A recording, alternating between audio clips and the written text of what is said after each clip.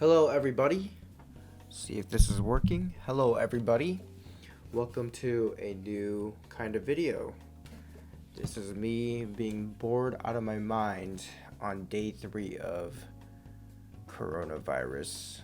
I just got back from school being canceled, and I think I'm about to go insane. So out of boredom, I'm gonna do a cello concerto tier list because, I'm a cellist and cello's pretty cool. Yeah.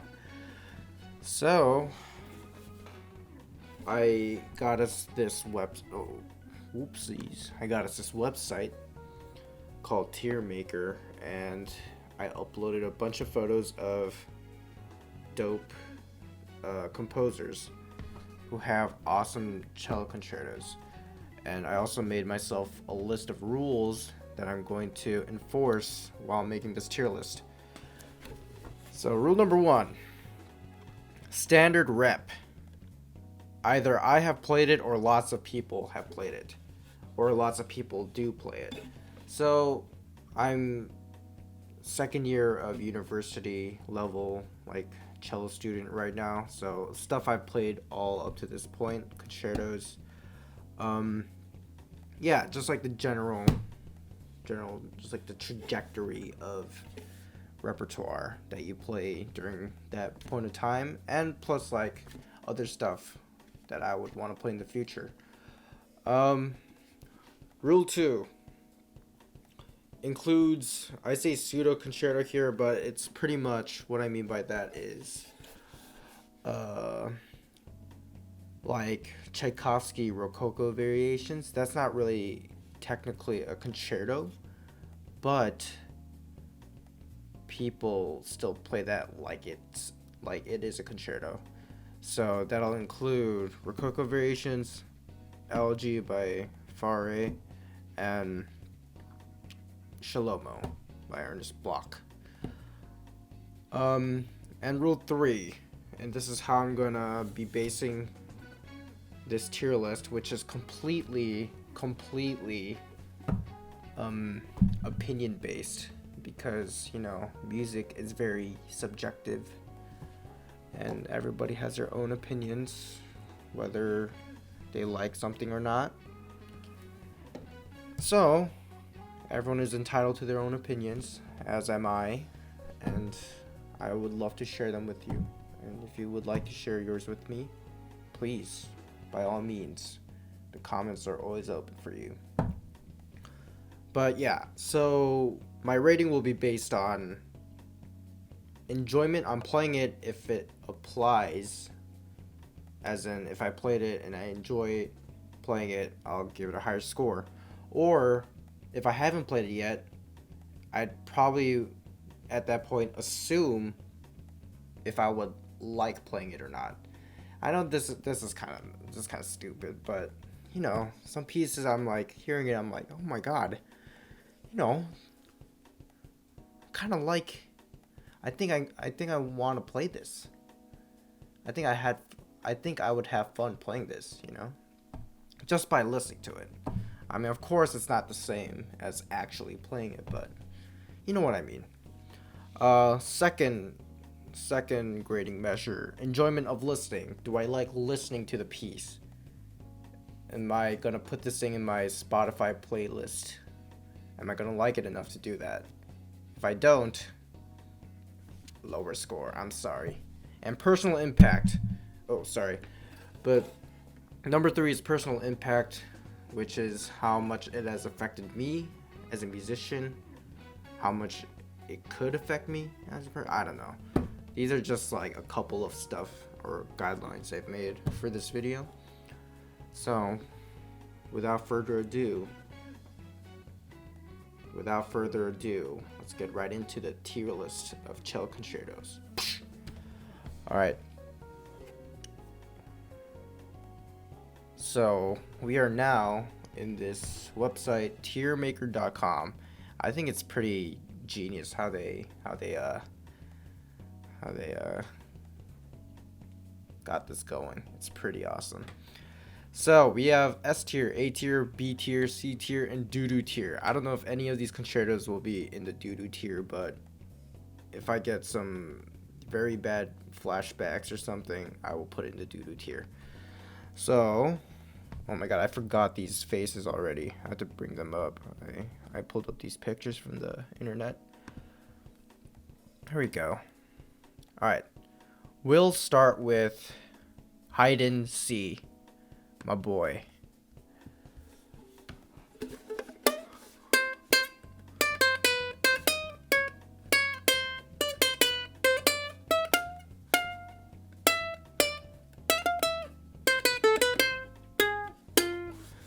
Alright, this concerto, most people start off playing this as their first concerto. Like, I'd say roughly 60% of people. And then people tend to return to it later in their music careers to either perform it with an orchestra or relearn it, like, very, very, very technically and musically, actually. It's a great concerto. I mean, I enjoyed playing it. First movements, second movements, third movements, they're all like really fun in their own way. That being said, it's overplayed. I hear it so much, and it's just kind of like it's almost like in cello culture, I'd say it's almost like a meme concerto. But especially like the first movement, just the opening. But I mean, if you really want to like get your technique and your musicality, kind of get that ball rolling, I think that's an excellent concerto to start with. In terms of playing, I mean, I love playing it. It's very fun returning to it, and it's like enjoyable. It's a very nice, refreshing concerto to be playing, like just be putting my hands on, honestly. Listening, I don't know. I don't really listen to this in my free time.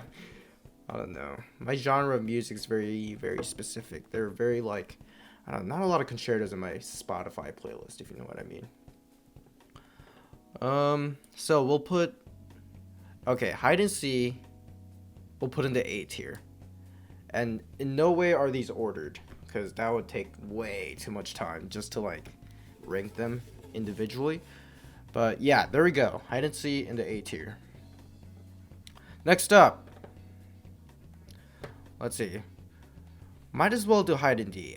This is a concerto I haven't even touched yet. I mean, a lot of students, especially at the university level, and a lot of people in high school too. Yeah, they get started on this concerto, and it's like Haydn C. It's very approachable as a kid, and you can just like mess around with it, have fun. Haydn D is not like that at all. You have to actually, get these intonation things very right and very precise. It's very hard to be in tune with this piece. I mean, as is with Haydn C because it's in C major. But D, the technicality, especially in third movement and in first movement, even though it's a lot slower, it's insanely difficult. I mean, I've never played this piece, but I'd be scared to. Enjoyment of listening. Haydn D, the first movement is the second movement, both of them are very relaxing to listen to. I love the third movement for it's not as energetic as the Haydn C third movement, where it's just like, but Haydn D will give you this very elegant, like,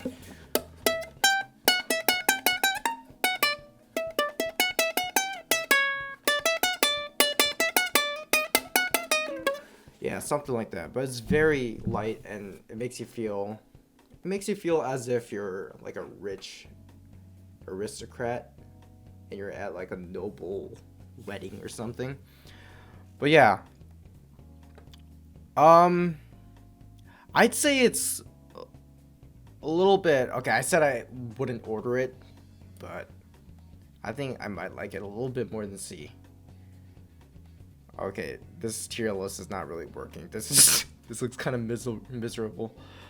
All right, let's see who's next. Let's go with Faure. What does he look like? I forgot his face. This boy. Okay. Faure. I've never played Elegy either. I have not played a lot of the pieces in this tier list. Maybe like half of them. I'm not sure. I'm a growing musician. Okay, shut up. Um, yeah, Faure Elegy.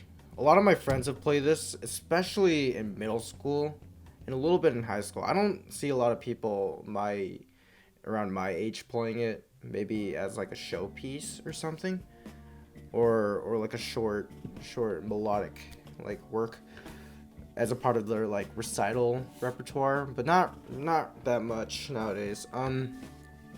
Faure, it's very, I mean, it's an elegy, and it's made for somebody, it's for a funeral pretty much, and it's hard. Um, I don't think I would like playing this piece. It's like, I feel like I would get very old. It would get very old very quickly, to me at least, and after a week I would like not enjoy playing it at all afterwards. But I mean, that's just speculation. Listening to it, I mean, I would listen to it like twice before not listening to it for like another year or two. Maybe. I'm not sure. That's just putting it lightly. Do I sound like an asshole right now? Sorry. Jeez. Never mind. Yeah. I would put this guy in the C tier. I mean, okay, he's not really a concerto either, but like, I mean, that's the rule, like pseudo concertos. And yeah, the piece being like 5 minutes, 6 minutes, it doesn't go very in depth as like as an entire work. So it's not as impactful to me either. Maybe if I like, never mind. C tier. Faure, sorry, dude. Next up. Let's see. Let's do Vivaldi. Vivaldi, I went on Wikipedia today and looked up all the cello concertos in existence. Turns out Vivaldi has 25 of cello concertos, but the one I am trying to like judge right now is the double concerto for two cellos. I think most people have played that if you either played Suzuki, like the Suzuki books. I wasn't trained Suzuki, but I have played, like, I've played a bunch of their repertoire, like, in the books. Yeah, it's a pretty good book for repertoire. Never mind. But Vivaldi, double concerto, it's very fun. It's really fun to play. Like, even just to jam out with one of your best friends in cello, you're just like, oh, yeah, let's go. It's, like, a really fun piece to play. I mean, I don't really listen to it.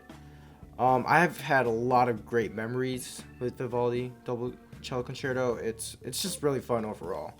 If you want to have a jam, especially if you have like a orchestral like accompaniment, it's just like all around a good time for everybody, I think. So I'll put that in the B tier. Well, here, let's see. I like it. A tier.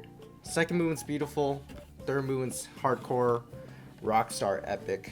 First movement's just, classic. All right. Next up is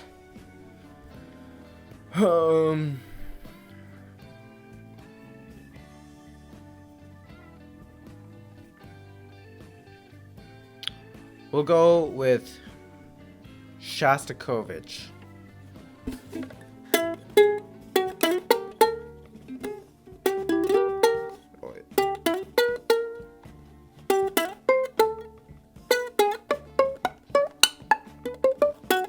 Yeah, dude, Shostakovich is pretty freaking cool. I think I enjoy Russian composers, like more modern age Russian composers, a lot. Like, I think his voice speaks very, very fondly, but also hits really hard in certain points of the piece.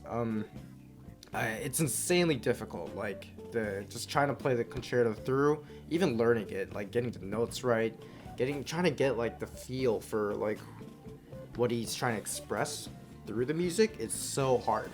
So Shostakovich, I mean, that piece, I'm frankly very sick of playing it. I played it for like almost 2.5+ years I played it my junior year, my senior year for auditions, and my freshman year at university for like a competition.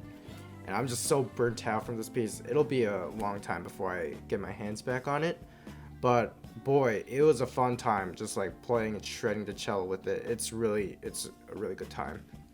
I played this with the orchestra, and it's Shostakovich, man. It's just like, what a big piece. And just like, take it away. I mean, I'm blown away just listening to it. I listen to it still. I mean, everybody has really good interpretations. I mean, he leaves a lot of room, a lot of elbow room for the musician to see what they want to do with the music. I mean, there's so much room for what you can do. You can make it very, very like heartbreaking or just angry throughout. I mean, you want to do like a mix of both, but there's a lot of elbow room. That's what I'm trying to say. I would put Shostakovich in the S tier. I mean, this concerto means a lot to me. I'm just burnt out. That's like the only downside in my opinion. And you just, it's hard. If you see videos of musicians playing the entire concerto through, oftentimes you see their grip like this. They lose their grip by the end of the piece because it's so taxing on the arm, and you're just like, oh. But yeah, epic piece. I love it. Next up.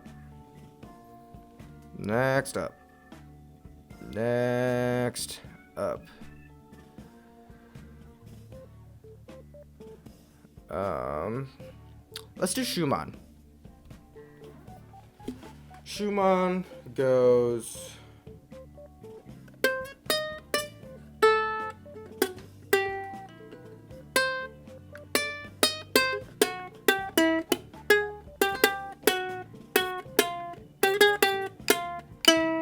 something like that. Schumann I haven't played yet, but a lot of people at the university level play this piece for the recitals, and a lot of people enjoy playing it and love playing it from what I see. I mean, it's a very well-rounded 3-movement concerto, and it shows musicality and technicality in their fullest forms. I mean, third movement, if you listen to it, it's insanely difficult to just get these arpeggiated runs clean and in tune and everything. So, wait, Schumann. Yeah, right, Schumann. I just don't know what to say. I mean, it's just seeing people play Schumann, it's very moving. I would definitely want to play it, but I feel like I wouldn't enjoy playing it that much. I mean, there are really great moments, like really great moments in that piece for me. Yeah, I just don't know. I mean, it's just because I haven't like touched it yet, but I'm just assuming that like it's a piece that I'll love playing at first, love learning it, but in the end I'll be like, oh my god, I have to run through this again, I have to practice this again. So, I mean, sorry, totally opinion based, but this is probably not what a lot of Schumann players feel, but I think that's what I would feel about this piece. Let's put him right next to Vivaldi. I like there's a trend for composers to be up here. You know, people made really good concertos. Next up is Elgar. This bad boy.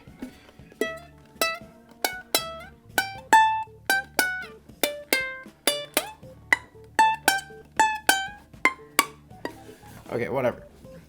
Elgar is a very amazing piece. I enjoy listening to it. I don't listen to it regularly, but it is a very well-rounded concerto. I mean, I think it's a little weird how it's very unorthodox how the first 3 movements are like set up, and then like the fourth movement is like the big finale with all the themes coming back, and it's very awesome.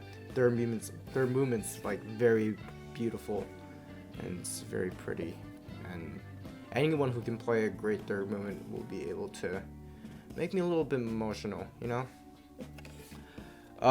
Yeah, what am I saying? Third movement. This is the first concerto I played with an orchestra. This is really, really fun to play with an orchestra. It's just like, I don't know. It's so refreshing. It's freeing to play it with like the accompaniment to like back you up. I think it's a very good orchestration. I don't know. I'm not very educated on that subject, but I like him.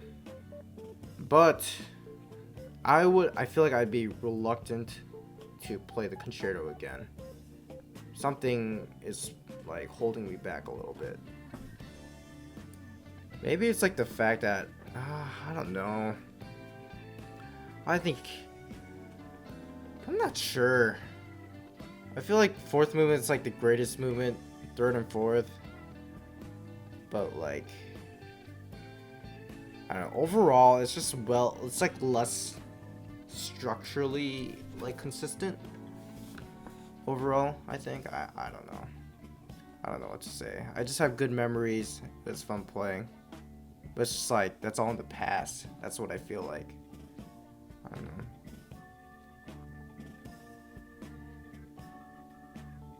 Elgar. Alright, next up.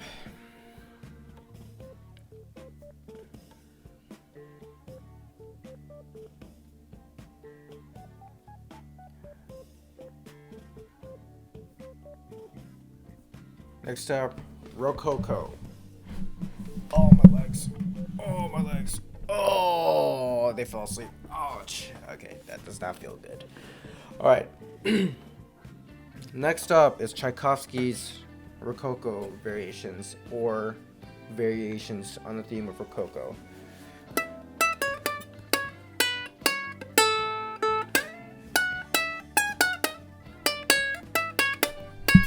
Yeah, you get the idea. It's a pseudo concerto. That's what I'm going to call it. I always think of this piece as a buffet. Like you get this theme, and then the theme is hella fleshed out over 7 different variations, and you get to see what was on Tchaikovsky's mind when he was like writing this, what he was feeling. And I don't know, it explores so many different kinds of like variations on musicality, technicality, and everything in between, you know? The piece does a very, very good job of doing that job.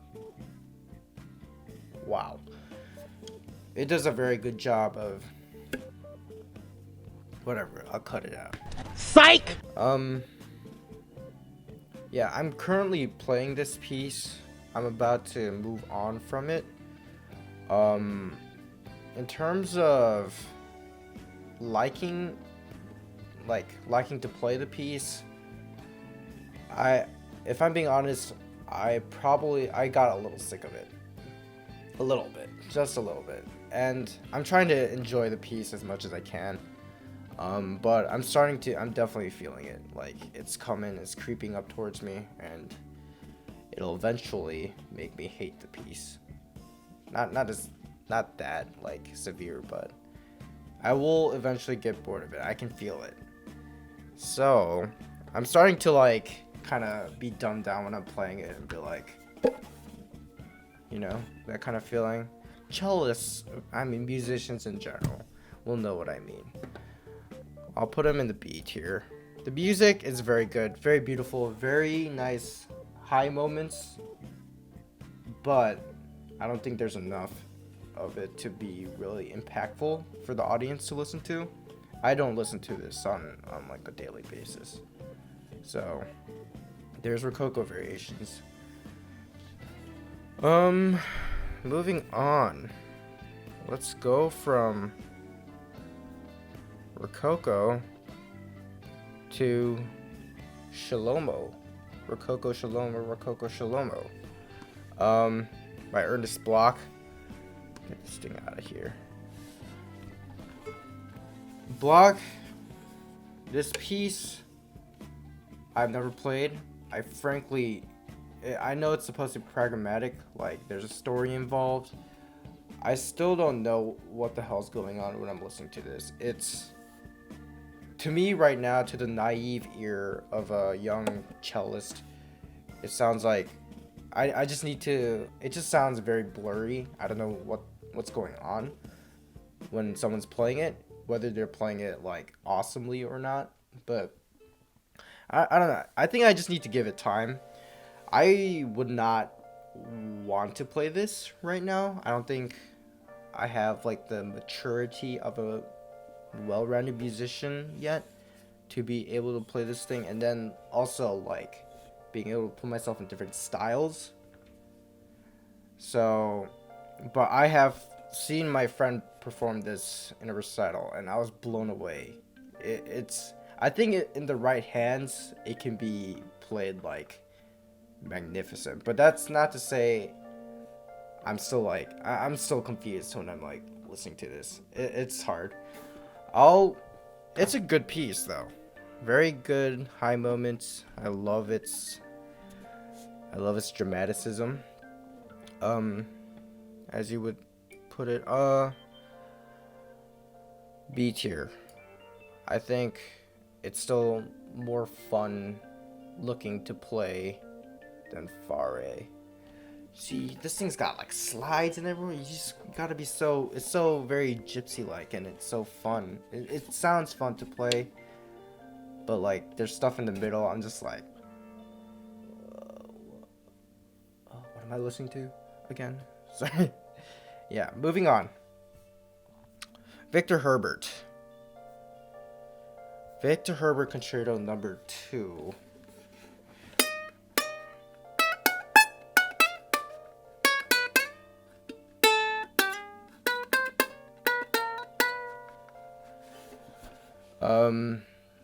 Victor Herbert Concerto.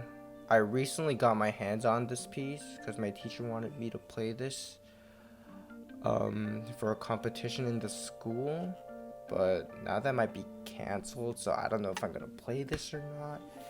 This might be getting too personal, man. But regardless, Victor Herbert, when I first listened to it, I was like, what the shit am I listening to? What's going on? And I just didn't like feel like I was enjoying listening to this. And yeah, I was just like, there's probably a reason I didn't know about the piece until this year. It's just, I thought it was pretty obscure, but it seems like a lot of people enjoy listening to this and playing it. Once I started playing the piece, I got to the second movement, and second movement is very, very, very beautiful. It's, I will give Herbert that music making is like, it's actually kind of phenomenal, and it gives me chills every time I listen to it. But then that's like the only theme that's good to me for now. Hopefully I'll like it more in the future, but for now at least, it's just like, what's going on? Why am I hearing this? Why is the cellist having to play this stuff? It's just weird. The melodies aren't like that, like memorable, you know? So, Herbert, C tier. You got the boot with the Faure, baby. Alright, next up. Oh my god, Dvorak. Dvorak, Concerto No. 2 in B minor.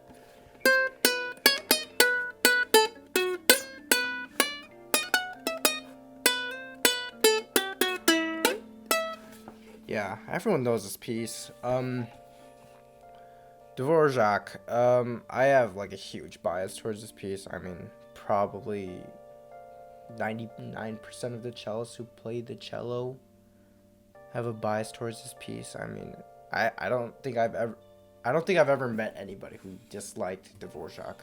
Fun fact, Victor Herbert actually inspired Dvorak to make his concerto. So without Victor Herbert, Dvorak technically wouldn't have made that concerto. So I mean, okay, that enough is good. That enough is sufficient for him to move up a tier. Good job, Victor. Oh, oops. But Dvorak, oh my god, 3 movements. I can't think of a more well-rounded, perfect. Why? It's so biased. Well, it's not perfect, but no, it is perfect. What am I talking about? Dvorak Concerto is perfect. Wait, let me make a new tier list.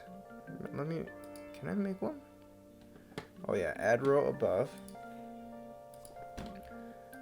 And we'll call this Dvorak. Why do I like this so much? Dvorak is pretty much single-handedly the reason I play the cello. I've listened to this so many times in middle school before I got serious. It's such an impactful piece. The melodies all around are so beautiful. The way he writes it, the way it, like the solo intertwines with the orchestra, and especially in the first movement and the second and third, it's so cinematic, dramatic, and beautiful. I just love it a lot. As do most cellists. I mean, really, it's like, I think it's like a world treasure, a treasure in the musical world. And Dvorak definitely deserves his own tier above the S tier. It's very, very good. If you haven't listened to it, I highly suggest you listening to it. But if you've made it this far into the video, you're probably a cellist and have already done so. Alright, moving on. I love you, Dvorak. Who is this man? Kabalevsky. I've never played Kabalevsky. It seems like a bunch of people in the high school level play this concerto. It's cool. I don't think I'd ever want to touch this piece. It's just like da da da da. Hey. I don't even know how it goes. I've listened to this like several times, like from my friends playing this. I just don't. Yeah, I can't like. Sorry, man. I can't really say anything about it. I mean, oh god, I feel so bad. I guess he shouldn't be on this tier list thing because I'm not making a fair judgment. I didn't know nothing about this piece. Why did I even put him on here? All right, we'll put him in the doo-doo tier. Here, we'll rename it so it's not as bad sounding. There are no concertos doo-doo. If you went through the effort, the pain to make a concerto, you don't have it. You don't deserve to have it called doo-doo. So Kabalevsky, I don't know. There you go. You got your own special thing there. Next up, who is this man? Oh, Lalo. I'm sorry. Take that back. I take that back. Sorry. We are continuing with a doo-doo tier. Hold up. Oh, we already have that color. Green? Green for doo-doo. Alright. So, Lalo. Okay, Lalo. Let's get this over with.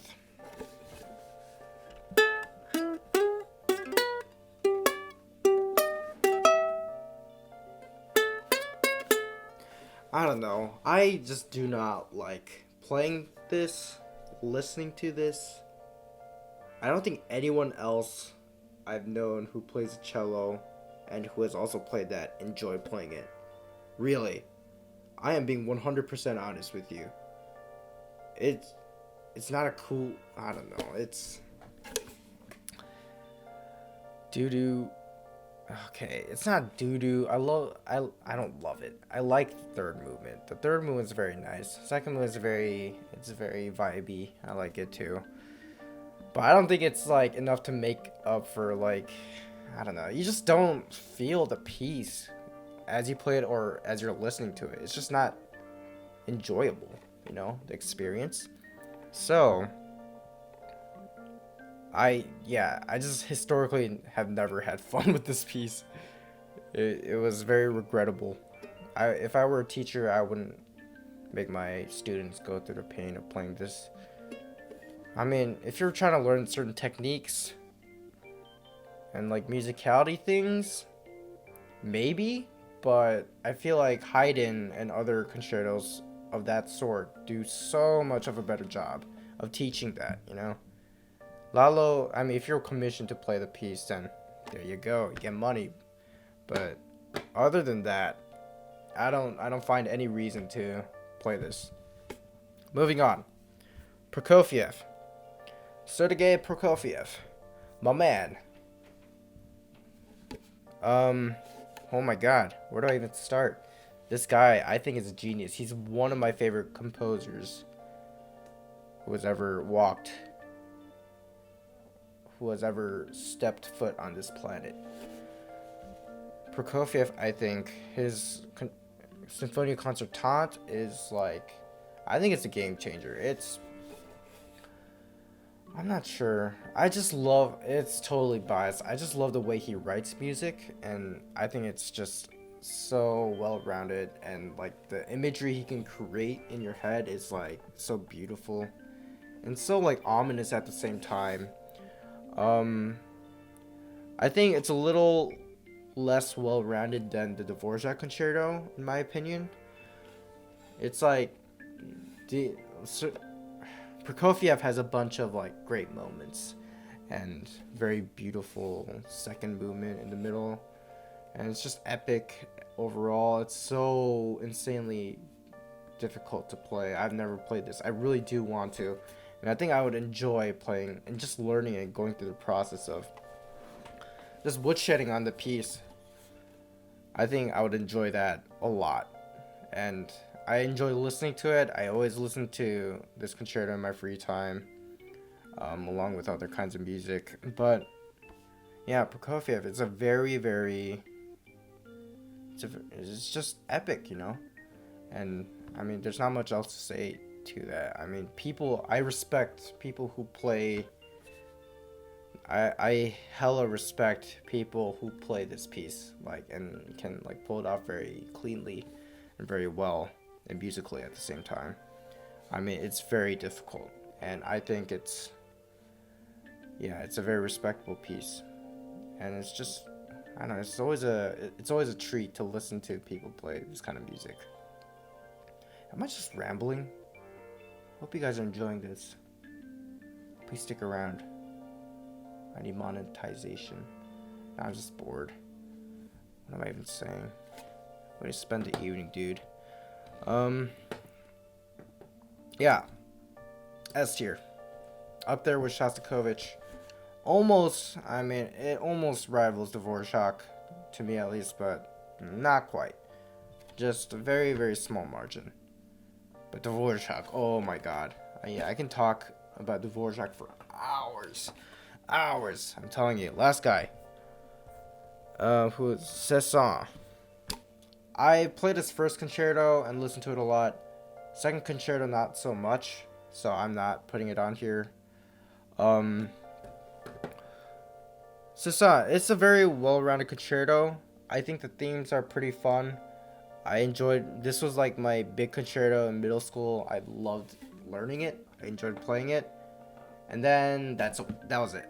It was it's over. I'm not sure. Yeah. Saint-Saens is just, it's very good moments.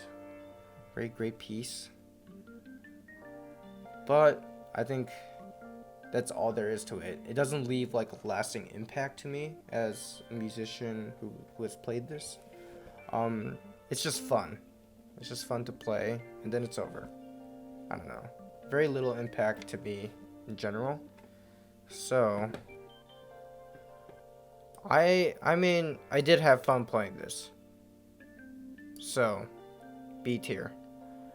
And it seems like I have no more concertos to make wrong opinions about. And here you go. This is it. The final tier list for the cello concertos of history. Well, not all of them, obviously, but the ones in the standard rep that most people play. Most students end up playing. As you can see, I did make 2 more levels, which are Dvorak and I don't know. Yeah, there you go. I mean, pretty cool, huh? If it's not cool, pretty cool, yeah. I hope you enjoyed watching this tier list video, and maybe you enjoyed me talking about cello concertos and ranting about some others. I mean, I thought this was pretty fun, but my throat feels like sandpaper, so after recording I will drink some water. But if you want to see more of these, I'll be happy to do some more, as I have another good jillion weeks left during this scary time of virus. And with that said, I hope you guys wash your hands, keep up good social distancing, yeah, just have good hygiene, be a good Samaritan, okay? Alright, don't take 5 billion toilet papers from Costco. Don't be that person. Please. I need toilet paper too. I'll see you guys later. Bye bye.